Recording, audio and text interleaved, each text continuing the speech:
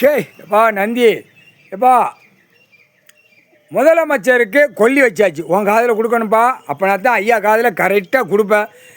எம்எல்ஏவுக்கு கொல்லி வச்சாச்சு, எம்பிக்கு கொல்லி வச்சாச்சு, மந்திரிக்கு கொல்லி வச்சாச்சு, கீழே வார்டில் கிடக்கானா கண்டார் வலிமை அவனுக்கு கொல்லி வச்சாச்சு.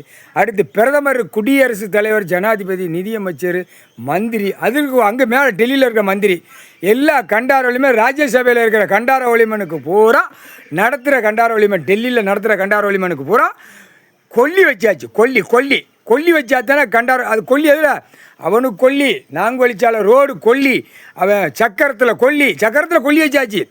சக்கரத்தில் பூரா கொல்லி வச்சுட்டேன். அப்போ கொல்லி வச்சா என்ன நடக்கும்?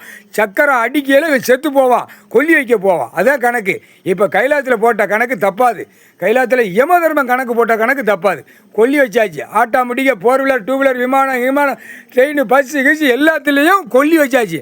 ஆட்டோமேட்டிக்காக தப்பு செஞ்ச கண்டார வலிமை சுடுகாட்டு எரிப்பாக போயிடுவான். ஆணும் பெண்ணும் கால் சத்தியம்.